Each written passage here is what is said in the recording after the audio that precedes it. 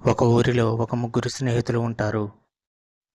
వాళ్ళ ముగ్గురికి ఏ జాబ్ కానీ, పని గానీ ఉండదు. దాంతో వాళ్ళకి సంపాదన కూడా ఉండదు.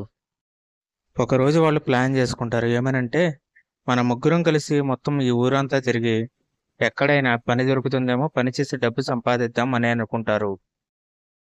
వాళ్ళు అనుకున్నట్టే తర్వాత రోజు ముగ్గురూ కలిసి డబ్బు సంపాదించడం కోసం ఊరంతా తిరగడానికి వెళ్తారు. ఎక్కడైనా పని దొరుకుతుందా అని.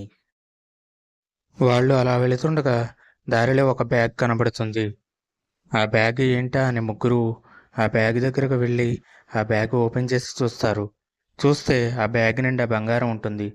వాళ్ళకి ఇంకా ఎక్కడా లేని సంతోషం వస్తుంది. వెంటనే వాళ్ళు అక్కడ నుంచి ఆ బ్యాగ్ తీసుకుని వెళ్ళిపోతారు. వాళ్ళు ఏమనుకుంటారంటే ఆ బ్యాగ్లో బంగారం ముగ్గురం పంచుకుందామని అనుకుంటారు.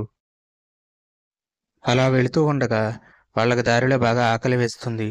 కానీ వాళ్ళ దగ్గర తినడానికి ఏమీ ఉండదు. దారిలో వాళ్ళకి ఒక హోటల్ కనిపిస్తుంది. అక్కడికి వెళ్ళి ఏమైనా తిందామని అనుకుంటారు. సరే అని చెప్పి వెళ్ళి హోటల్లో తింటారు.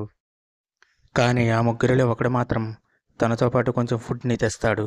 ఎందుకంటే అందులో విషం కలిపి మిగిలిన ఇద్దరి ఫ్రెండ్స్ని చంపేసి మొత్తం బంగారం తనే తీసుకుందామని.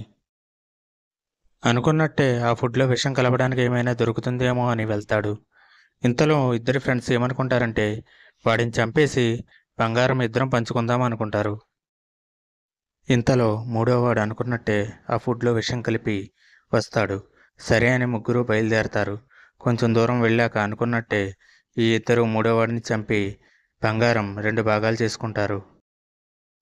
వాడి దగ్గర ఉన్న ఫుడ్ తీసుకుని తర్వాత వాళ్ళు అక్కడ నుంచి వెళ్ళిపోతారు. దారిలో వాళ్ళకి ఆకలి వేసి ఆ విషం కలిపిన ఫుడ్ తింటారు.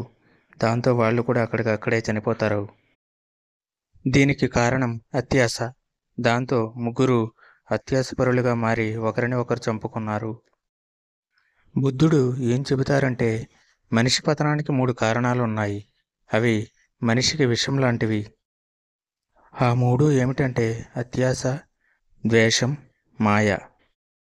ఫైనల్గా ఈ కథలో ఉన్న ముగ్గురు ఫ్రెండ్స్ వల్ల మనం నేర్చుకోవాల్సింది ఏమిటంటే ఎప్పుడూ కూడా అత్యాశకు పోకూడదు. అలా అత్యాశకు వెళ్ళి మనల్ని నమ్మిన వారిని లేదా ఎదుటివారిని మోసం చేయకూడదు. ఎందుకంటే మనం ఎదుటివారికి ఏం చేస్తామో మనకే అదే తిరిగి వస్తుంది. సరిగ్గా ఈ కథలోని ముగ్గురిలాగా చివరికి ముగ్గురు చనిపోయారు. అదే అత్యాశకు పోకుండా ఉండి ఉంటే ముగ్గురు చనిపోయేవారు కాదు. అలాగే బంగారం కూడా ముగ్గురు పంచుకుని లైఫ్లో హ్యాపీగా సెటిల్ అయ్యేవారు.